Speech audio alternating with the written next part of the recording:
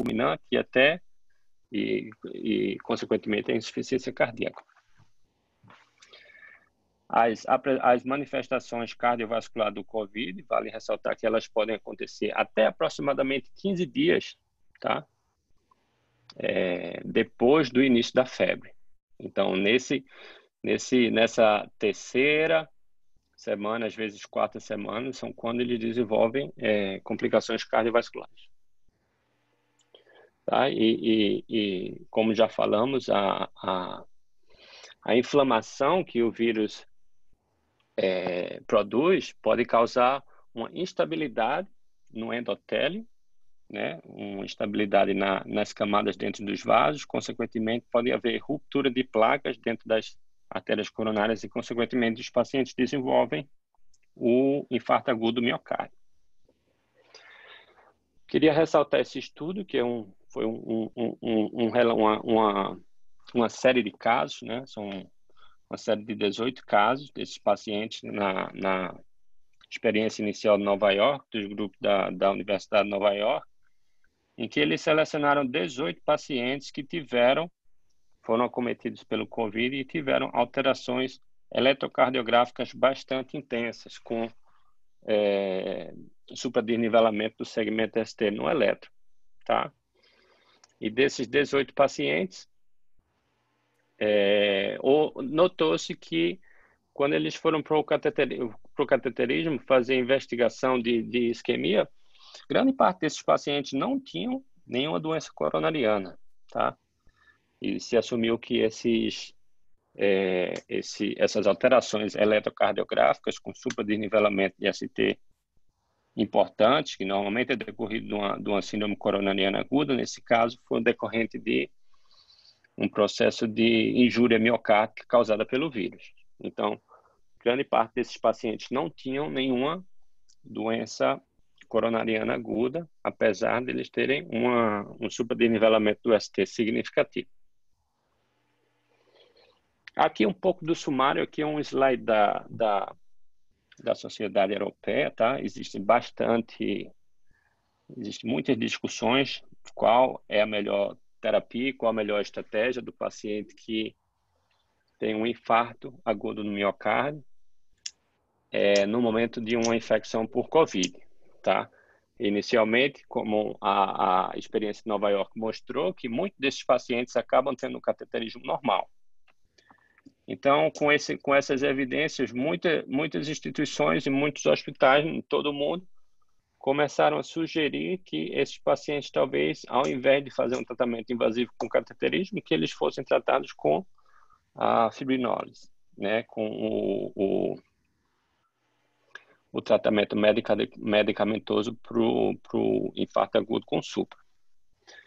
Então, existem vários protocolos hoje em dia para avaliar aquele paciente com que você deve se tratar com a fibrinólise ou aqueles que você realmente deve trazer para o cateterismo. Isso é uma área ainda que não existe muita evidência, existe opinião de alguns experts, mas ainda há muita discussão e muita área para ser investigada, muita área de pesquisa em relação a esse assunto. De novo, esse mesmo estudo, essa mesma recomendação da Sociedade Europeia, que sugere que se um paciente tiver a infecção pelo COVID e desenvolver um infarto agudo do miocárdio, se ele for considerado um paciente de muito alto risco, nesse caso você vai fazer a terapia invasiva com cateterismo, tá? Mas se ele for um paciente de alto risco, de risco intermediário ou de risco baixo, se for de risco baixo, você não faz intervenção nenhuma para investigação de isquemia, você só faz um teste não invasivo, tá? Os pacientes de alto risco e risco intermediário, existe uma discussão se há um benefício em fazer um cateterismo inicial ou se devemos optar pela estratégia não invasiva de avaliação de isquemia. Esse relato de caso foi publicado no JAMA uns 2 ou 3 meses atrás, no começo da pandemia. Acho que foi o primeiro caso que mostrou um acometimento cardíaco por conta do COVID. Então, esse paciente era um paciente de 52 anos, tá? Que ele foi admitido ao hospital com o COVID e apresentou, como eu disse, alterações significativas do eletro. Chegou a desenvolver supradesnivelamento na parede inferior, tá? Com algumas, também um infradesnivelamento em AVR com supra nas derivações D2 e D3. Esse era o raio-x do paciente. Esse paciente foi tratado conservadoramente, né? Ele não foi, na verdade, ele foi para o cateterismo, tá? E o cateterismo não mostrou nenhuma doença coronariana. Em seguida, ele foi feita uma ressonância que demonstrou hiperatenuação nos ventrículos, sugestivo de uma miocardite, tá? Uma miocardite por conta de edema miocárdico decorrente do COVID. Então, a gente sabe que a cardiomiopatia também é uma manifestação bastante comum em pacientes com COVID. Outra área que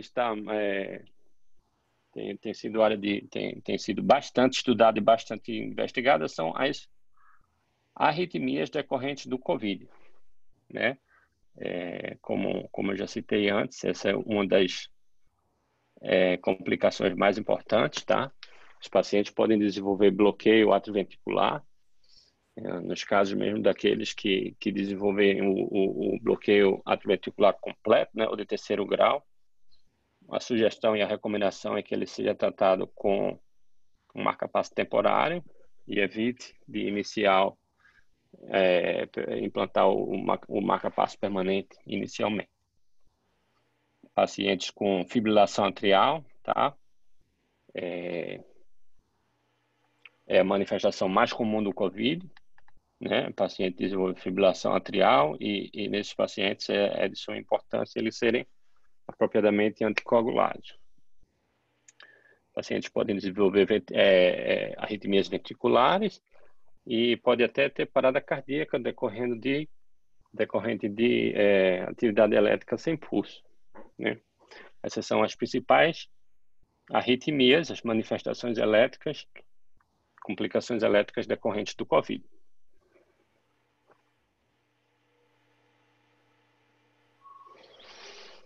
Outro tópico de bastante discussão e bastante interessante é o que fazer no paciente hipertenso, paciente que tem pressão alta.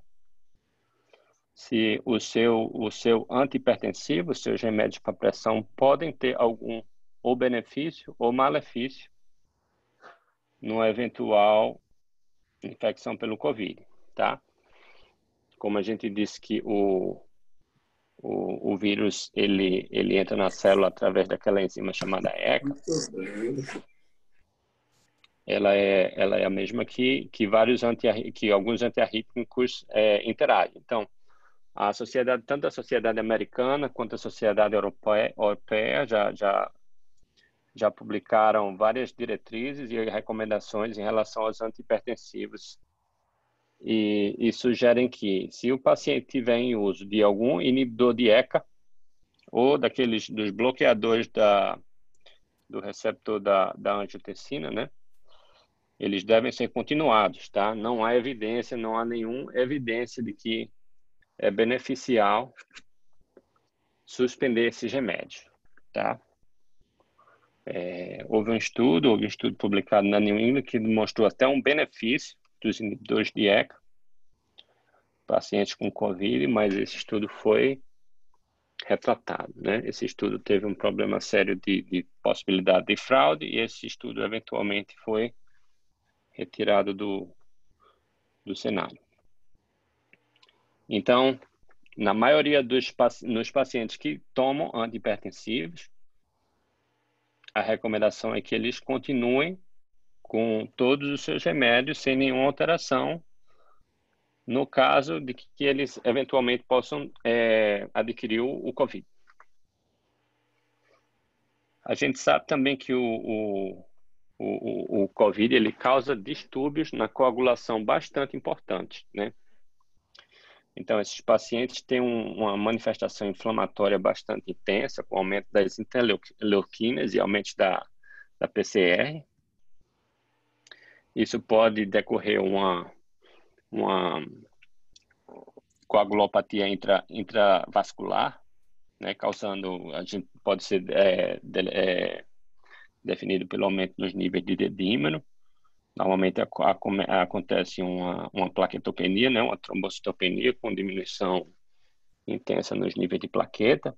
E esses pacientes podem desenvolver complicações tromboembólicas bastante importantes, como principalmente a embolia pulmonar, né, e a insuficiência aguda do miocárdio, a síndrome coronariana aguda, às vezes causando até disseminação intravascular descompensada disseminada naqueles pacientes severos e bastante graves com insuficiência de múltiplos órgãos. Então, para finalizar um pouco os slides e começar a discussão, eu queria só mostrar para vocês esse artigo recente que foi publicado pela JAHA, né, o Jornal da American Heart, Associação Americana, que eles colocaram alguns parágrafos bastante importantes. Então, em relação ao COVID e a troponina, a gente sabe que a troponina aumentada, isso pode ser decorrente da infecção, ela normalmente está associada a um risco maior do paciente desenvolver uma doença mais severa, tá? E um maior risco do paciente falecer, tá? Em relação ao COVID e à hipertensão, como a gente disse, a hipertensão é um dos fatores de risco mais importantes, tá? E até hoje em dia não houve nenhum estudo que demonstrou que os pacientes com COVID eles devem alterar ou suspender ou modificar os seus remédios, sua terapia medicamentosa. Tanto os inibidores da ECA, né, o lisinopril, o captopril, ou os bloqueadores dos receptores da angiotensina, os BRAS, né, em inglês chamamos ARBs, eles são recomendados para continuar com o tratamento sem nenhuma alteração. Em relação ao COVID e a injúria cardíaca, né, a injúria miocárdica, acredita-se que isso é decorrente da inflamação por conta dessa tempestade das citocinas, tá? Causando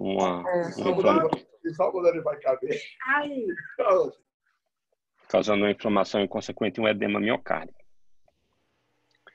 Em relação às manifestações cardíacas, arritmias cardíacas, de novo, por conta da resposta inflamatória, tá? Há um aumento, a diminuição nos níveis de oxigênio nas células, e pacientes podem desenvolver arritmias ventriculares, a fibrilação atrial e até parada cardíaca por atividade elétrica sem pulso, são manifestações comuns. Então, para finalizar, eu queria só apresentar uns 2 ou 3 slides em relação ao tratamento, porque isso é uma área bastante controversa, né? Que ainda está sendo muito investigada, com diversos centenas de estudos em andamento, centenas de trials. Mas eu vou colocar aqui no chat depois esse link, que esse link é o protocolo do hospital do MGH, né, do Massachusetts General Hospital, e eu procurei esse protocolo, ele praticamente toda semana ele sofre alterações, tá? E eu tentei colocar aqui as mensagens mais importantes para termos uma ideia melhor do tratamento. Então, hoje em dia, esse protocolo foi atualizado no dia 1º de julho, tá? Hoje em dia, se acredita que todos os pacientes, independente da severidade, todos os pacientes que forem hospitalizados, eles devem ser anticoagulados, tá? Essa é a recomendação do protocolo do MGH, tá? Mais recentemente, houve uma evidência sugerindo um benefício da dexametasona, tá? E vale ressaltar aqui que a dexametasona tem sido usada bastante, mas ela só é usada naqueles pacientes que têm algum nível de hipóxia, que necessitam de oxigênio suplementar. Se o paciente está bem, se o paciente está em casa, se o paciente está assintomático, se o paciente não tem nenhuma hipoxemia, a dexametasona ela não é recomendada, tá? E como esse remédio ainda não chegou no Brasil, mas um antiviral que tem sido vítima de muitos estudos e há muito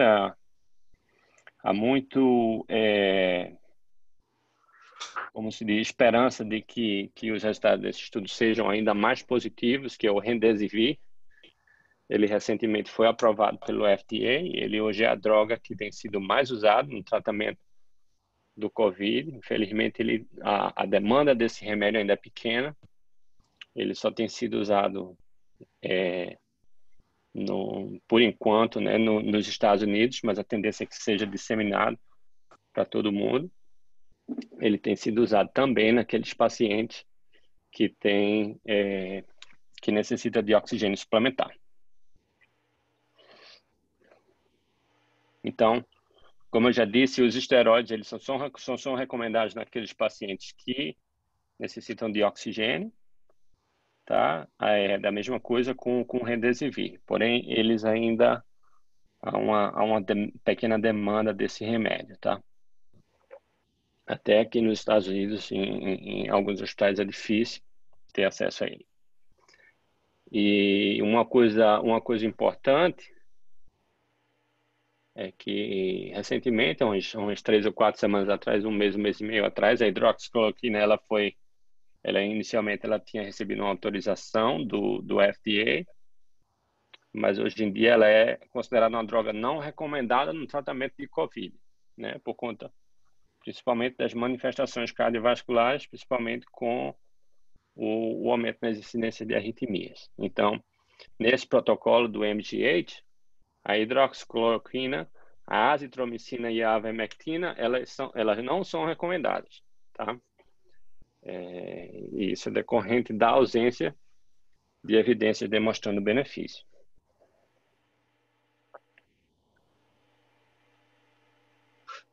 Como a gente sabe, a combinação da hidroxicloroquina com a azitromicina, ela pode aumentar a incidência de morte cardiovascular por conta de arritmias cardíacas.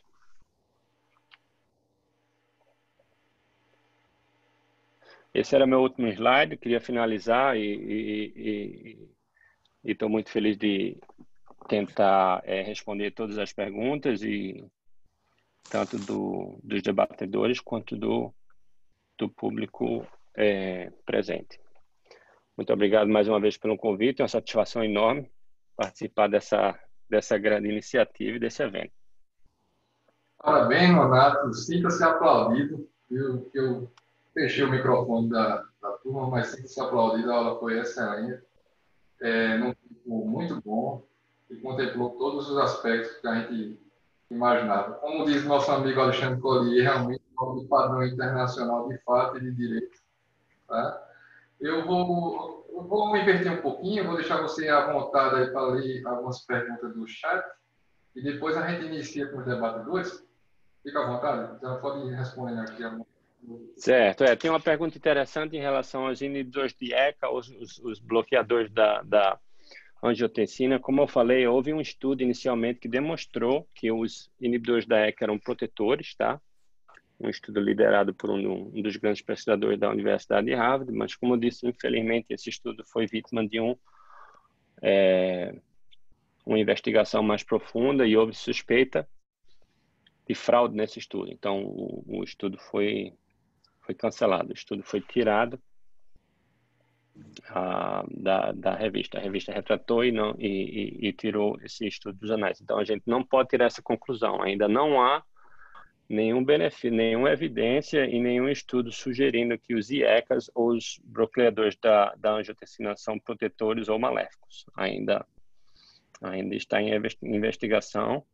Porém, a recomendação das sociedades americanas e das sociedades europeias é que esses remédios continuem, não sejam suspendidos e sejam continuados sem nenhuma modificação. Pergunta que trata sobre síndrome metabólica. Não sei se você treinasse do José Alves Tenório Neto. Não sei se você está conseguindo identificar. Está conseguindo, Felipe? Peraí. Pacientes com síndrome metabólica têm um risco de parada? Bem, eles têm um risco um risco maior de desenvolver uma manifestação, um COVID com uma manifestação mais intensa, né? A gente sabe, isso é uma pergunta que muitos pacientes fazem no consultório, que é o seguinte: o paciente chega, eu tenho pressão alta, então eu tenho um risco maior de pegar o COVID. O risco é o mesmo, o risco para todos os pacientes é o mesmo. Porém, esses pacientes eles têm um risco maior de ter uma manifestação clínica do COVID mais severa, entendeu? Então, o paciente com síndrome metabólica, a gente sabe que a hipertensão é um dos grandes fatores de risco, a obesidade é um dos grandes fatores de risco, a diabetes, por conta da inflamação, também aumenta o risco de desenvolver uma manifestação clínica mais intensa. Pronto. Eu vou iniciar agora, dando voz aos debatedores. Não é à toa que você disse compartilhar a sua tela, porque a gente faz aquela galeria que fica interativa. E vou apresentar o Dr. Alessio Gessen Galindo, primeiro debatedor, como a gente combinou por ordem alfabética, fez residência médica em Clínica Médica de Cardiologia pelo Hospital das Clínicas da Universidade Federal de Pernambuco, é especialista em Cardiologia pela Sociedade Brasileira de Cardiologia, também tem o título de especialista em Medicina Intensiva pela AMIB, é mestre em Ciência da Saúde no Centro de Pesquisa Gil Magalhães Fiocruz e coordenador técnico médico da terapia intensiva do Memorial Covid. Alessio, a palavra é sua. Boa noite. Boa noite a todos. Primeiro que tudo, parabenizar Alexandre pela excelente aula e tentar fazer algumas considerações dentro daquilo que ele apresentou. Vai ser difícil, porque foi uma aula bem completa, mas assim, primeira coisa importante que eu acho para a gente determinar e diferenciar é a injúria miocárdica de infarto, né? A injúria miocárdica do infarto propriamente dito. A gente sabe que várias condições você pode ter o aumento de troponina, isso às vezes fica complicado para o clínico que não é especialista, vê uma troponina elevada, sempre pensa que é um infarto. Então, várias condições você pode ter aumento de troponina sem necessariamente ter um infarto, né? Uma hemorragia digestiva, um ataque à arritmia, um edema agudo de pulmão, insuficiência cardíaca descompensada, uma insuficiência renal. Então, você pode ter aumento de troponina sem necessariamente ter infarto. Dentro da manifestação do COVID, uma coisa que chama a atenção é que esse aumento de troponina, mesmo quando não é um infarto agudo do miocárdio, é só injúria, ele piora muito o prognóstico. Piora muito o prognóstico, chegando a aumentar muito a quantidade de pessoas que vão para a UTI, o percentual que vão para a UTI, e também muita mortalidade de quem não tem esse aumento de troponina. O aumento de troponina está relacionado também a muito aumento de síndrome respiratória aguda de AIDS, de SARA, na verdade, e também carrega, como eu disse, um pior prognóstico. Esse aumento de troponina no COVID, ele se caracteriza por ser muito decorrente da tempestade inflamatória, cytokine storms, esse aumento de citocina, e também ele pode acontecer por infarto do tipo 2 também, né? Um desbalanço entre oferta e demanda metabólica do miocárdio. Essa reação inflamatória toda exige mais, o paciente muitas vezes não tem uma reserva cardíaca adequada e termina por aumentar e sofrer de injúria miocárdica. Uma outra coisa é que a injúria miocárdica ela está associada muito frequentemente ao aumento de NT, proBNP e BNP. Isso mostrando que há uma disfunção miocárdica e carrega um maior risco de desenvolvimento de insuficiência cardíaca e de choque cardiogênico também. Uma outra coisa, dentro daquilo que Alexandre, que Felipe comentou, sobre os inibidores da ECA e os bloqueadores de receptor de angiotensina. Existem dados conflitantes de benefício ou de malefício do uso dessas drogas durante a vigência da Covid-19. Há dados que dizem que beneficia, há dados que dizem que prejudica. Baseado na fisiopatologia, eles podem... a ECA2, na verdade, eles atuam mais na ECA1. A ECA2, na verdade, ela degrada a angiotensina 2 e produz angiotensina 1,7, que tem efeitos contrários à angiotensina 2, ou seja, são anti-inflamatórios, são antifibróticos, são vasodilatadores, são diferentes do efeito da angiotensina 2, angiotensina 1,7. Mas, assim, o COVID, ele causa um downregulation dessa ECA2. E parece que os antagonistas, tanto os inibidores da ECA como os bloqueadores de receptor de angiotensina, eles aumentam a expressão desse receptor, e isso que dizia que causava uma maior efetividade do vírus, favorecia a penetração do vírus na célula. Mas aí vários estudos não mostraram. Essa semana saiu uma meta-análise no Heart, mostrando nem efeito a favor, nem efeito contrário do uso dessa droga. Então a recomendação, Felipe já falou, a recomendação é que se mantenha, porque às vezes, no caso de hipertensão arterial, é até mais fácil substituir. E no caso de insuficiência cardíaca, esse paciente tende muito a descompensar. E outra coisa, você substituir essas drogas na vigência de alterações que você não possa mais usá-las, ou seja, paciente que cursa com alteração hemodinâmica importante em UTI, paciente que desenvolve uma insuficiência renal, que aumenta muito o nível de ureia, creatinina, faz hipercalemia, então você possa tirar por esse motivo, não por a questão do COVID em si. Basicamente isso. Uma coisa que me chama a atenção, eu queria perguntar para Felipe, aí seria uma pergunta direta para ele. Nesse caso desse paciente que ele apresentou lá no início, no primeiro slide, me parecia que tinha um supra de ST em parede anterior, e a gente sabe que junto com o COVID, você pode ter mesmo infarto do tipo 2, até com supra, o famoso Minoca. E esse paciente foi preferido inicialmente não ir para o laboratório de hemodinâmica e também não foi feito o trombolítico. Posteriormente, esse paciente continuou com dor, a gente já vê no segundo eletro que tem uma zona inativa anteroseptal. E aí ele vai para o laboratório de cateterismo, tem aquela lesão de DA e bifurcação com diagonal, e é tratada e tem um bom resultado hemodinâmico. Mas, assim, esse tempo de espera, vocês têm feito isso, dosa marcador, mesmo na vigência de supra, sem dar preferência a levar para o laboratório de hemodinâmica, retardando o tempo porta-balão? Isso é um assunto bastante controverso e de muita discussão. Nesse paciente, ele teve inicialmente um aumento discreto na troponina, né?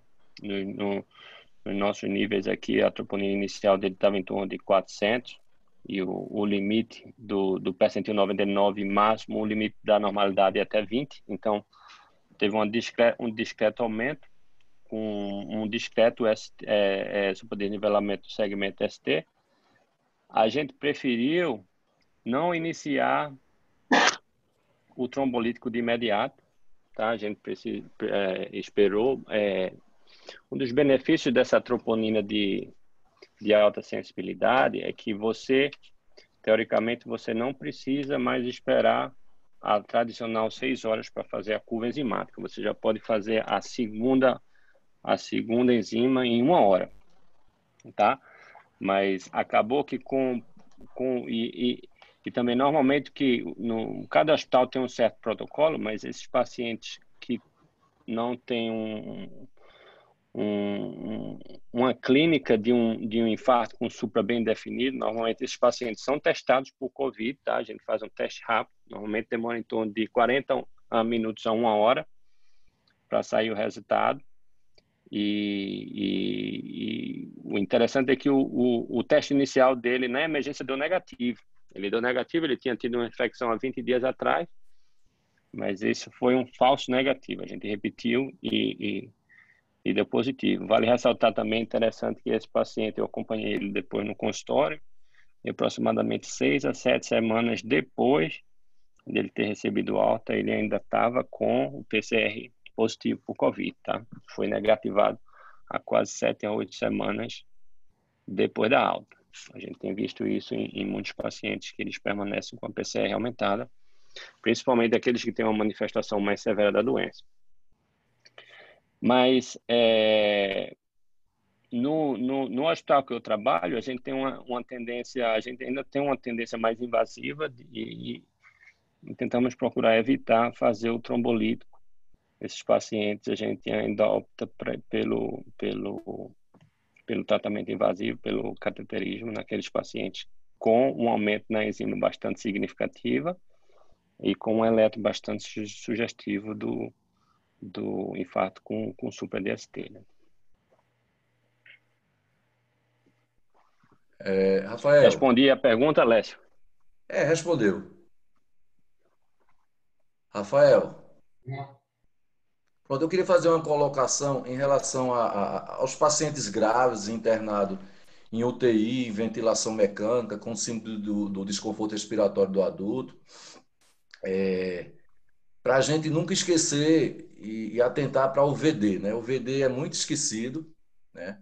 E o VD é muito prejudicado na vigência de uma doença dessa, porque você trabalha, às vezes, com o paciente desenvolve uma síndrome respiratória, um síndrome de desconforto respiratório do adulto, o paciente é uma doença que, por si só, já aumenta um pouco a pós-carga do VD, ele vai para a ventilação mecânica e ele faz muitas vezes PIP mais alta, que diminui a pré-carga do VD. Ele tem muita tendência a fazer trombose, fenômenos trombóticos, né? Na verdade está se falando até no endotelialite, né?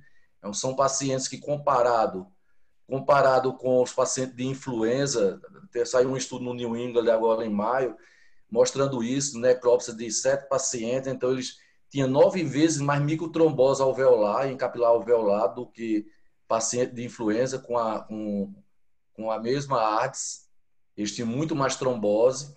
Então, aqueles pacientes que estão em ventilação mecânica, que vão evoluindo bem, que começam a apresentar choque, a gente tem que dar uma olhada muito grande para esse VD, que pode ser a causa disso aí, pode ser uma embolia pulmonar, pode ser uma falência de VD por aumento de pressão pulmonar de outra causa, pode ser efeito deletério da ventilação mecânica. E com isso, esse VD falindo, muitas vezes você vai fazer falência do VE também, né? Por aquele efeito Bernheim inverso, que vai empurrar o septo para dentro do VE e vai diminuir o débito do VE.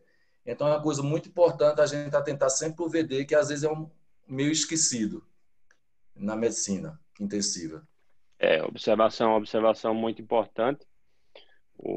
Essa endotelite tem sido sugestiva como uma das principais causas de mortalidade, né? Que desencadeia esses fenômenos tromboembólicos. Por isso aí está o benefício, provavelmente o benefício da anticoagulação nesses pacientes com o intuito de prevenir um desenvolvimento tromboembólico. Vale ressaltar também que todos os protocolos, eu não comentei, mas o protocolo do MD8 e todos os protocolos dos grandes hospitais americanos, eles recomendam também o uso da estatina em dose alta, tá? Nos pacientes com COVID para tentar diminuir essa provável disfunção endotelial causada pelo vírus. Uma pergunta, Felipe. Vocês têm feito heparina plena em pacientes que têm dedímero elevado, tipo 6 vezes o valor da normalidade? Ou a partir de quanto vocês têm feito? Ou só quando encontram fenômenos trombóticos? Não, depende de hospital para hospital. Alguns hospitais têm uma preferência pela heparina de baixo peso, tá? Alguns outros hospitais fazem até a anticoagulação oral com o apixaban, tá? Um dos hospitais também que tem a maior experiência em COVID é um hospital que eu fiz o meu treinamento de cardiologia em Nova York. Ele já tem mais de 6.000 casos de COVID tratados e lá eles usam a heparina de baixo peso. tá? Se você for para o protocolo da Universidade de Colômbia, também em Nova York, eles preferem a anticoagulação pelo apixaban. E normalmente naqueles pacientes que apresentam dedímeros aumentados. Praticamente todos os pacientes que são hospitalizados hoje em dia, né, aqueles pacientes que têm aqui nos Estados Unidos, eles são tratados também com o remdesivir, que é o antiviral, e com a dexametasona, se eles necessitam de suplementação de oxigênio. O tratamento, basicamente, é esse: anticoagulação, esteroide e um antiviral. Não difere muito do que a gente está fazendo, só que a gente não tem antiviral. O resto a gente faz aqui também. Alex, parabéns. Vamos dar sequência. Muito obrigado. Agora, doutor Felipe Falcão, habilite seu microfone, seu vídeo para conhecer o senhor, doutor Felipe.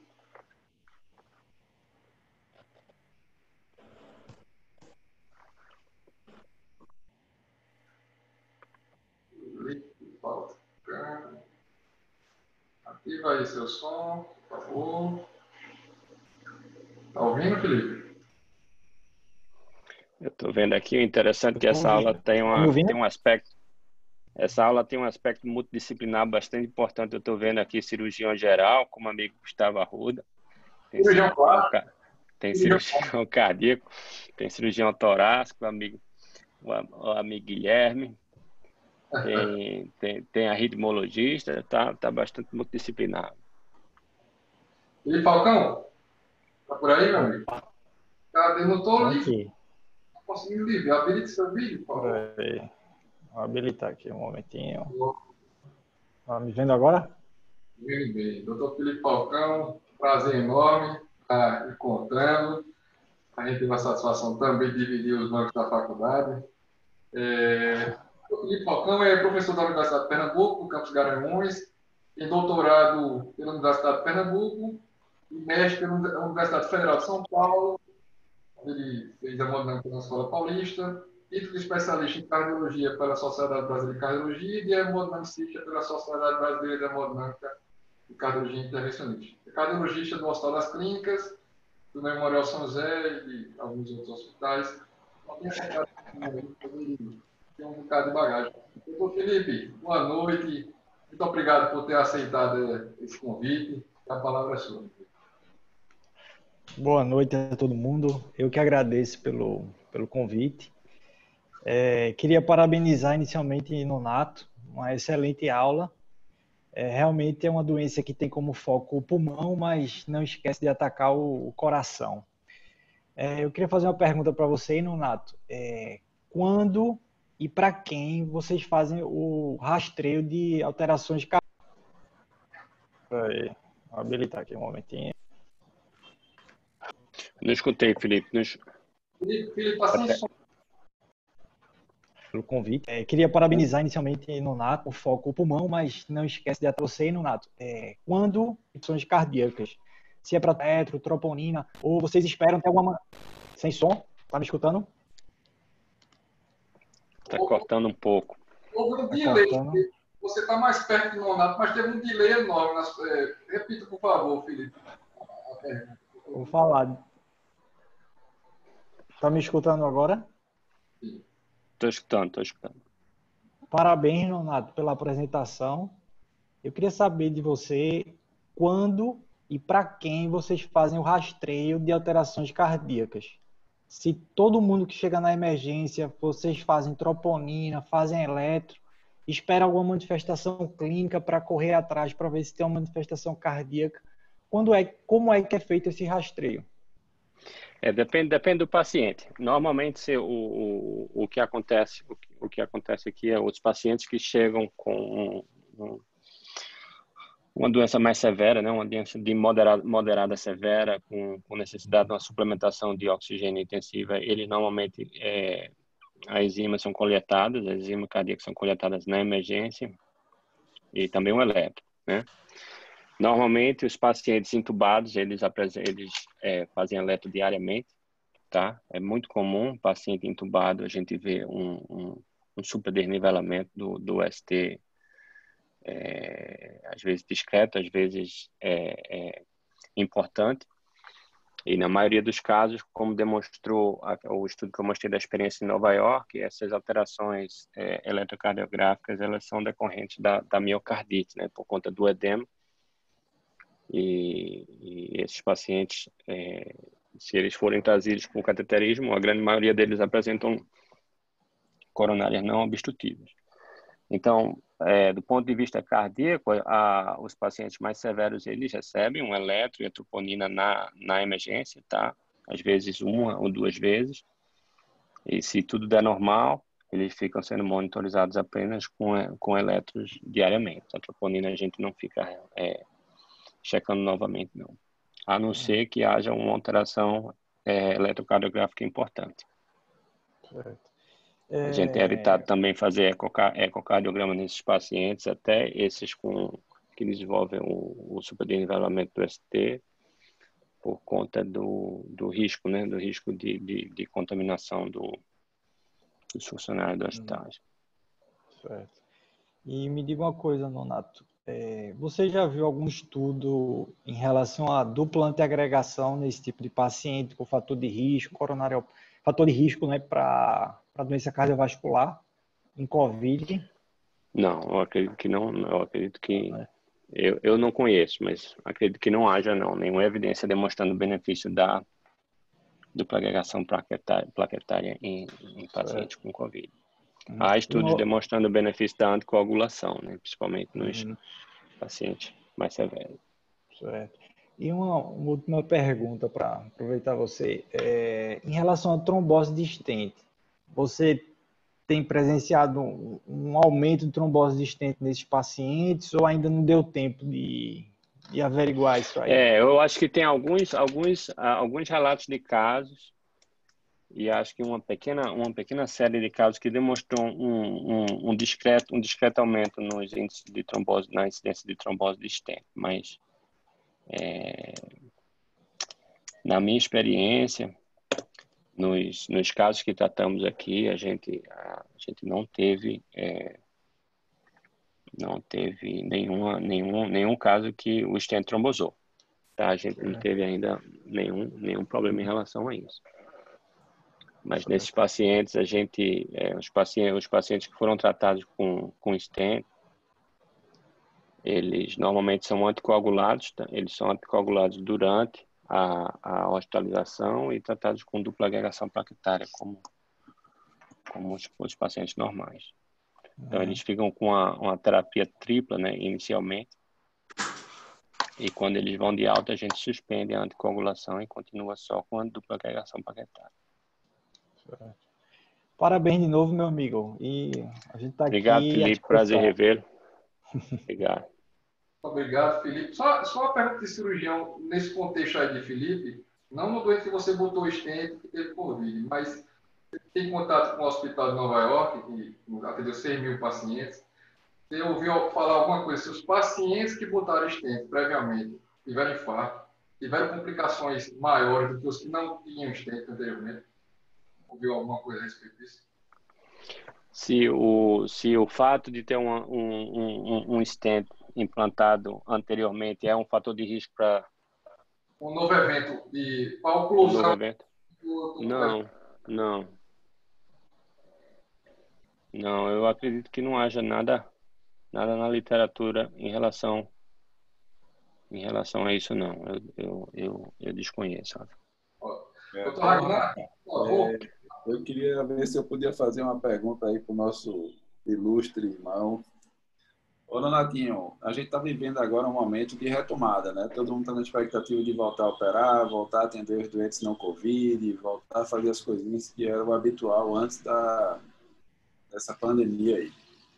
Aí minha pergunta é, o que é que vocês perceberam e pesaram tanto, já que a gente vai conviver com uma certa endemia do vírus ainda? Será que você vai postergar um pouco mais essa intervenção nesse paciente, ou você acha que é melhor tratar ele, mesmo que ele esteja com PCR positivo, mesmo que ele esteja ainda com sintomas alguns, ou você vai pesar somente a sintomatologia clínica específica cardíaca dele? Depende do paciente. Temos trabalhos que demonstraram de que se você opera o paciente em vigência de Covid, a tendência do resultado é 40% e 50% de mortalidade, né? Só que isso, eu acho que ficou ainda sem muita definição, já que a gente ainda está aprendendo tudo isso, né? Não tem muita evidência demonstrando uma recomendação ou a outra, mas do ponto de vista cardíaco, aqueles pacientes que chegam com um infarto agudo, eles têm que ser tratados, eles têm que ser tratados independente de eles serem positivo ou negativo por Covid, né? A gente nos Estados Unidos se notou uma diminuição dramática no nível de hospitalização por conta de infarto, por pacientes com medo de irem para o hospital, com medo de serem infectados. Mas logo posteriormente a gente começou a notar e a perceber aqueles pacientes chegando com infarto na fase mais tardia, com aquelas complicações mecânicas decorrentes do infarto. Então, vale ressaltar que tanto a doença cardíaca quanto a doença oncológica também, ela, independente do paciente ser COVID positivo ou COVID negativo, ela vai estar presente e ela merece ser tratada. Tá? Independente do paciente estar doente ou não. O que acontece é que os pacientes com risco muito alto, às vezes você pode tratar e o paciente pode acabar falecendo decorrente das complicações da infecção pelo Covid. Mas se o paciente chega com infarto, com risco iminente de morte, ele precisa ser tratado normalmente, como todo paciente infartado, independente da presença da infecção pelo Covid ou não. Não foi pensado em talvez fazer uma terapia paliativa inicial, de repente trombolítico, essas coisas, não. Continuou mantendo a terapia? Não, isso depende muito de hospital para hospital, depende muito do tipo de infarto, mas há vários hospitais que, principalmente no início da pandemia, preferiram optar pelo uso de trombolítico. E uma coisa que modificou, uma coisa que se percebeu também é que inicialmente havia um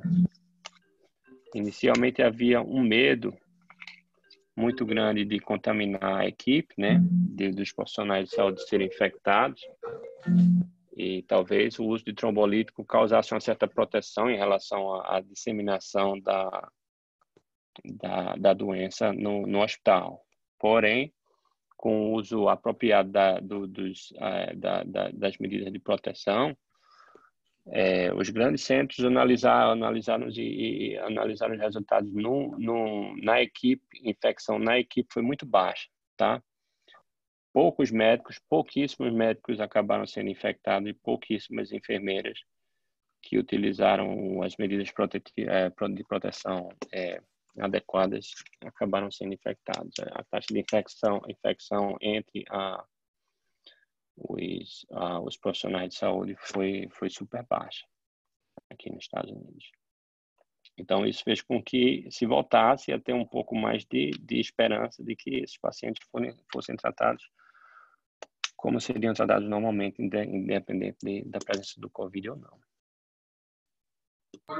Mas ainda é uma área de bastante discussão, sem muita conclusão, né? E depende muito de serviço, depende muito de hospital para hospital.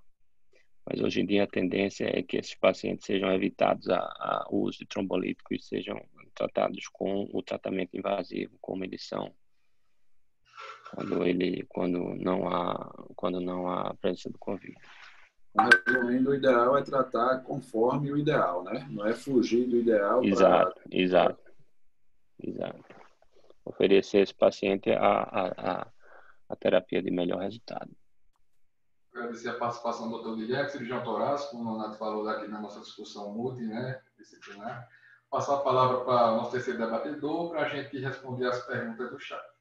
Dr. Ragnar Siqueira Leal, formado pela Universidade Federal de Pernambuco, especialista em cardiologia pela Sociedade Brasileira de Cardiologia e AMB, diretor da Leal Card e cardiologista do Hospital Regional de Arco Verde.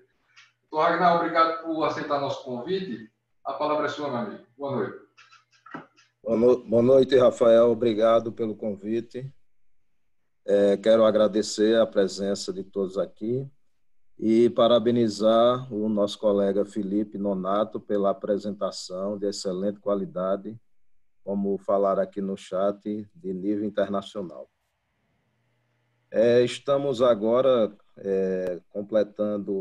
entrando no 4º mês de convívio com uma nova doença e estamos aprendendo a cada dia.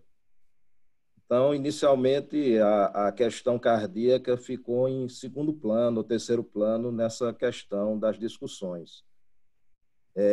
O que se discutia inicialmente era apenas a questão de observar o intervalo QT naqueles pacientes que, porventura, não tivessem indicação de hidroxicloroquina, que em seguida gerou toda a discussão, tanto aqui no Brasil como nos Estados Unidos, e hoje não está mais indicada em vários serviços. Para depois de passar de uma simples verificação do intervalo QT para presenciarmos que a doença COVID é uma doença potencialmente cardiovascular. É uma doença que já traz, na sua fase aguda, lesões cardíacas e, potencialmente, nós vamos conviver pós-COVID, nos meses seguintes, a possíveis complicações cardíacas crônicas que vamos ter que tratar pelos seguintes anos. Já nos dados de Wuhan, da China, já tinha evidências de que cerca de 40% das mortes desses pacientes com Covid eram devidos a doenças cardíacas, ou a doença cardíaca contribuiu para essas mortes. 20% a 30% dos pacientes já na China já foram identificados como portadores de complicações cardíacas por causa da doença. Pacientes desenvolvendo quase todas as possibilidades que a doença cardíaca pode ter. Miocardite, como a maioria das viroses acomete, insuficiência cardíaca, uma grande incidência de arritmias cardíacas, choque cardiogênico, dentre todas as complicações, inclusive, como foi falado, a coronariopatia, tanto com supra como coronariopatia sem supra.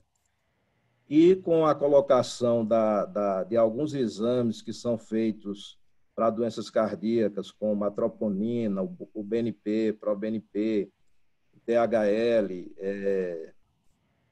muitas das vezes, possivelmente, diagnósticos cardíacos não foram feitos, visto que boa parte dos médicos, principalmente aqui no nosso país, na nossa região, que estão na frente de batalha, não são cardiologistas. E, possivelmente, muitos diagnósticos cardíacos passaram batidos, passaram sem ser realizados, possivelmente muitos infartos, pacientes que evoluíram para insuficiência respiratória, que foram para o tubo, foram para a ventilação mecânica, possivelmente não saíram porque em determinado momento não se pensou que aquilo ali poderia ser um infarto, uma complicação cardíaca, ou como a Alessia citou, uma complicação no ventrículo direito, que muitas vezes é menosprezado. Se você não tiver um ecocardiograma à beira do leito para definir esse diagnóstico, muitas das vezes vai passar batido realmente e o paciente vai ser tratado só com uma insuficiência respiratória de etiologia apenas pulmonar. E durante esses primeiros 2, 3 meses da doença, a gente só tinha discussão da questão pulmonar, do transtorno inflamatório nos pulmões, e o coração ficou lá esquecido. E agora, nesse terceiro, 4º mês, a gente cada vez mais tem evidências de que a lesão cardíaca, seja direta ou indireta, seja por infiltração do tecido miocárdico, dos cardiomiócitos, sejam por mecanismos indiretos, como o estresse cardíaco, que leva à insuficiência respiratória, à hipoxemia, à inflamação cardíaca, gerando hiperinflamação sistêmica grave. Tudo isso agora está cada vez mais visível, cada vez mais importante. A cardiologia certamente cada vez mais presente para tratar esses pacientes que estão complicando na UTI.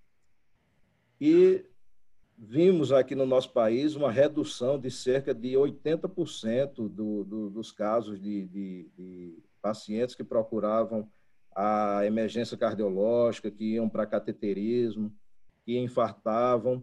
e todos nos interrogando por quê, onde estavam esses pacientes, o que aconteceu com esses pacientes que desapareceram das emergências, dos consultórios, das UTIs, UTIs coronarianas sem pacientes, e a gente levantou a hipótese que esses pacientes estavam morrendo em casa, estavam infartando em casa e sem tratamento, ou morriam em casa, ou complicavam e depois procurariam os hospitais num segundo momento, ou já com uma miocardiopatia isquêmica por causa da isquemia miocárdica.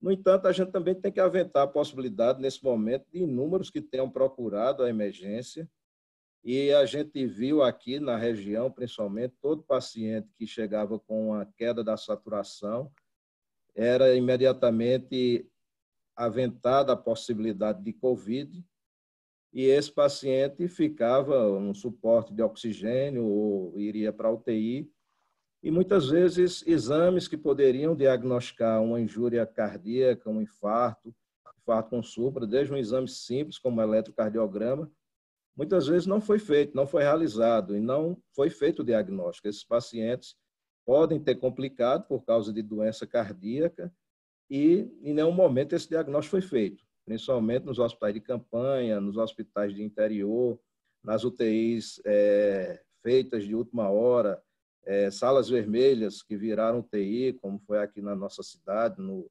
Hospital Regional de Arco Verde, e muitas vezes pessoas que não têm experiência, colegas médicos que não têm experiência em fazer o diagnóstico. Muitas vezes nem o eletro tem experiência em ler o eletro e fazer um simples diagnóstico de um infarto e tratar. E também, ao tratar, nem sempre como tratar, né? O medo de fazer um trombolítico no paciente com uma doença absolutamente desconhecida, a questão de fazer uma transferência, a contaminação de toda uma equipe, a equipe de transferência. Muitos serviços evitaram fazer cateterismo no nosso país com o medo de contaminação de equipes e foi feito trombolíticos para diminuir essa questão da contaminação da equipe.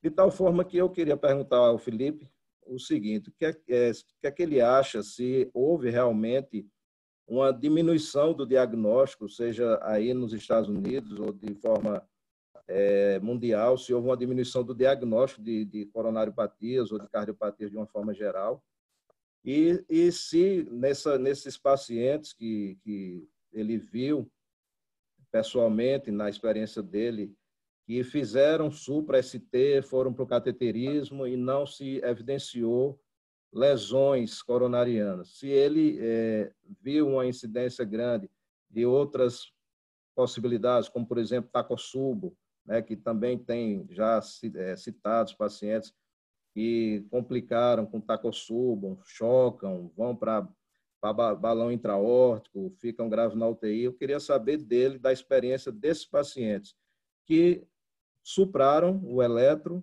mas não era um infarto, que ele viu mais, o que a equipe dele viu, o serviço que ele trabalha, e dentre outros diagnósticos, como citei, Takotsubo, outras possibilidades que ele, porventura, tenha visto. Obrigado pela pergunta, Ragnar. O diagnóstico, sem dúvida, baixou bastante, principalmente no começo da pandemia. Havia um medo dos pacientes, tinha um medo enorme de vir para o hospital, tá?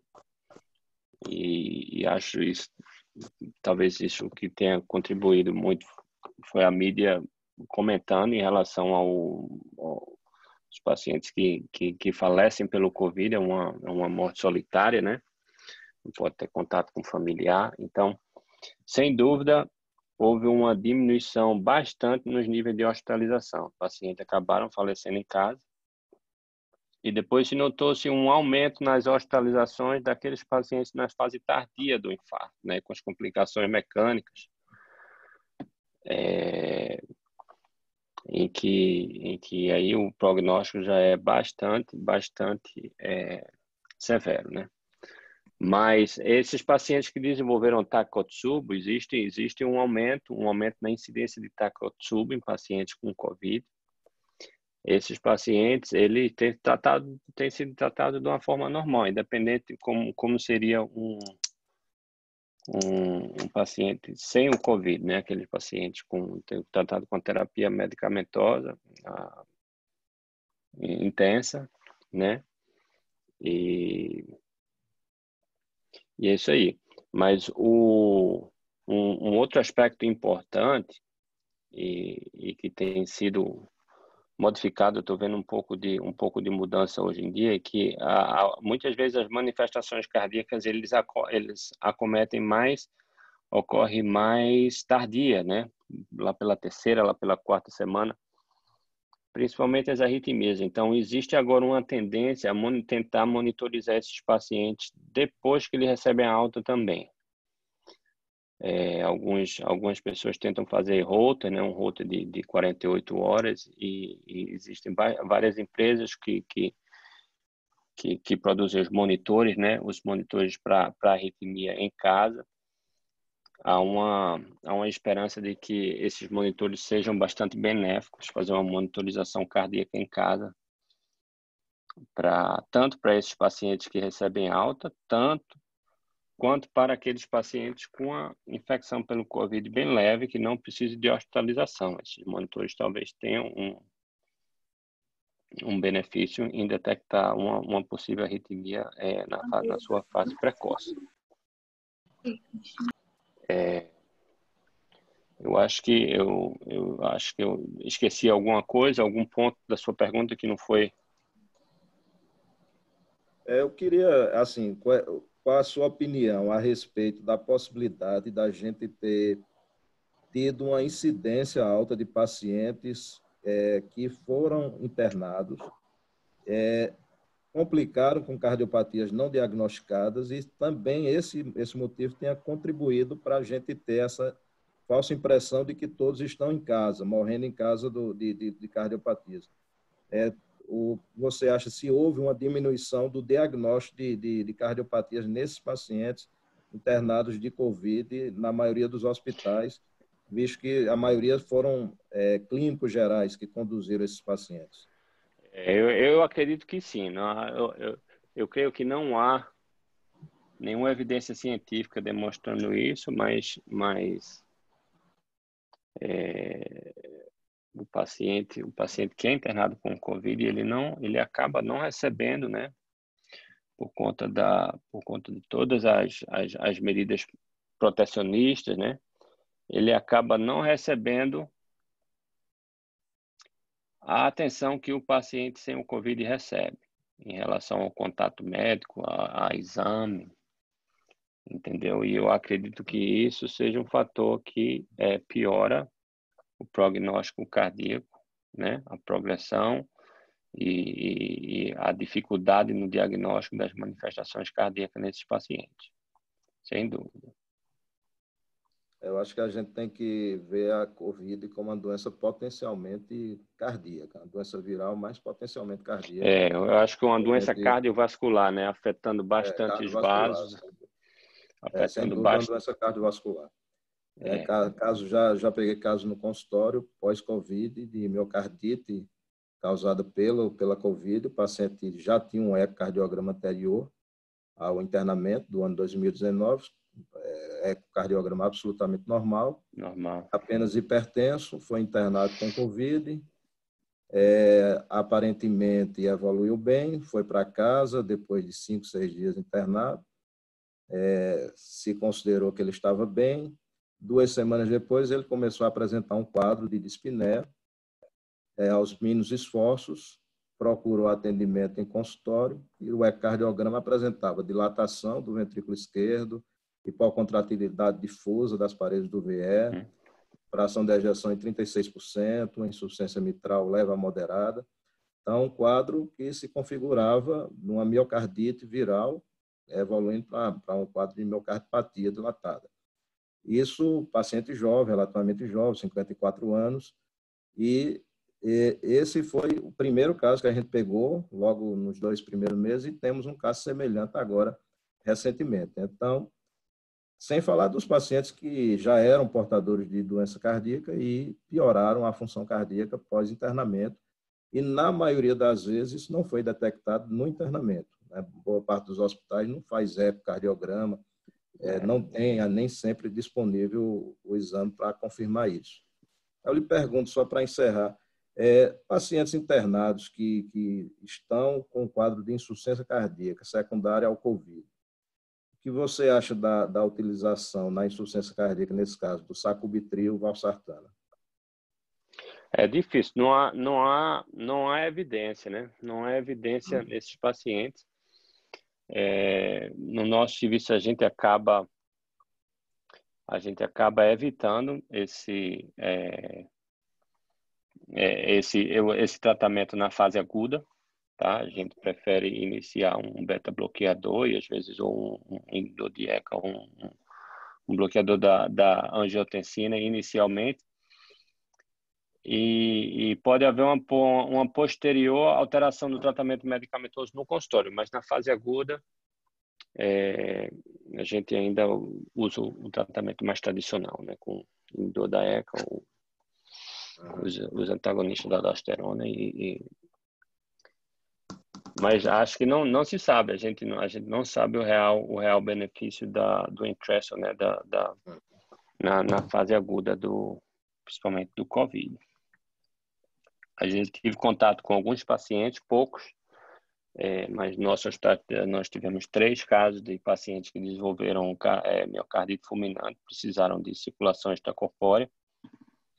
Desses casos, desses 3, 2 conseguiram sair bem, pacientes jovens, paciente na fase de 30 anos, com uma COVID bastante severa que combinou com a miocardite fulminante. Esses pacientes têm um prognóstico bastante ruim. Dos 3 que eu tive contato, apenas 2 sobreviveram. Obrigado, Felipe. Parabéns, um abraço para você. Obrigado pela presença, Ragnar. Satisfação revê-lo. Parabéns, Ragnar. Obrigado. Para a gente terminar a discussão, né, já estamos chegando a 1h30, o doutor Orestes, que é cardiologista, levantou a mãozinha, pode acessar o vídeo, por favor, e depois o doutor Felipe Albuquerque, ele responde rapidamente algumas perguntas do chat, por favor. Doutor Orestes, boa noite, meu amigo, a palavra é sua. Boa noite, Rafael, boa noite, Ragnar, boa noite, Alessio, aí o colega Felipe. Veja bem, a gente já tinha conhecimento da inter-relação entre doença viral e lesões cardíacas, não é verdade? Então, a gente tem conhecimento de que as epidemias que aconteceram por influenza, houve mais morte por evento cardiovascular do que por pneumonia propriamente dita. Então, me parece que houve uma certa negligência, vamos dizer assim, né, em não querer associar desde o início a questão do Covid, já que é uma doença viral, com esses eventos aí cardiovasculares. Nos parece também que, com relação à questão da miocardite e consequente arritmia, não é algo novo, porque as doenças virais, alguns deles a gente tem conhecimento com relação a isso aí também, né? Parece que o mais novo com relação ao Covid seria a questão do aumento aí de casos de AM, né, com coronárias normais. E outra colocação que eu ia fazer, porque a colocação que Alessio fez no início, existem 2 artigos aí, um artigo israelense e um artigo canadense, em que mostra exatamente as alterações mais significativas que foram encontradas em um desses artigos com 150 pacientes, que foi exatamente tamanho e função de VD. Então, será que isso estaria associado a esses pacientes, já que a COVID é uma doença tromboembólica, né, e a ativação plaquetária? Será que esses pacientes fizeram tromboembolismo pulmonar e não foram diagnosticados? E isso é o que estava por trás, na verdade, dessas alterações de VD. E outra coisa que a gente não viu ultimamente também, que a gente sabe que pode acontecer, seria com relação à questão de pericardite, e eu queria que o colega Felipe aí fizesse algumas considerações. Muito obrigado. Eu acho que já há alguns estudos anatômicos de necrópsia demonstrando uma incidência muito alta de morte por tromboembolia pulmonar. Eu acho que talvez isso seja o motivo pela dilatação e pela insuficiência de VD notada nesses pacientes. A esperança é que com o tratamento com a anticoagulação precoce, essa incidência baixa, né? Mas Mas provavelmente a dilatação e a sobrecarga do VD é decorrente da tromboembolia pulmonar, associado também a um possível edema miocárdico e miocardite. Mas a tromboembolia pulmonar é muito significativa, a incidência, e por isso que hoje em dia muitos pacientes, muitos hospitais, muitos serviços preferem a anticoagulação de imediato, né? Assim que o paciente está entrado no hospital. E acredito que é extremamente importante. A gente não pode só objetivar o tratamento do COVID. O COVID é uma doença sistêmica, né? O tratamento não pode ser baseado só no vírus, tem que ser baseado também no tratamento das complicações. Então, a gente ainda está longe do tratamento ideal, mas o tratamento ideal, eu creio que um dia vai ser um coquetel de várias drogas, não só com o objetivo de diminuir, de combater o vírus, mas combater as complicações tromboembólicas e diminuir a inflamação, as complicações inflamatórias. Eu vou só otimizar, doutor Felipe, algumas perguntas do chat, tá? Doutora Patrícia Belfort, colega nossa também, ela indaga o seguinte: pacientes jovens sem comorbidades, com troponina positiva e dedímero bastante elevado, se existe alguma hipótese, explique por que esses jovens sem comorbidades evoluem tão grave? Tem algum caminho, alguma... A troponina elevada, os pacientes com troponina elevada, eles já têm um risco mais elevado de morte, né? Já tem estudo demonstrando isso, não só no COVID, mas na população em geral. Então, eles apresentam um risco maior de desenvolver uma manifestação do COVID mais severa, né? E, consequentemente, um pior prognóstico. E a doutora Sandra, acho que você tocou nesse assunto com relação à monitorização em casa, né? Que ela pergunta justamente se as manifestações ocorrem na terceira semana. Esse cliente muitas vezes ele teve alta. Como é que estão os marcadores? É difícil, não é fácil. Eu creio que a monitorização em casa seja de extrema importância, principalmente naqueles pacientes que desenvolveram a COVID severa.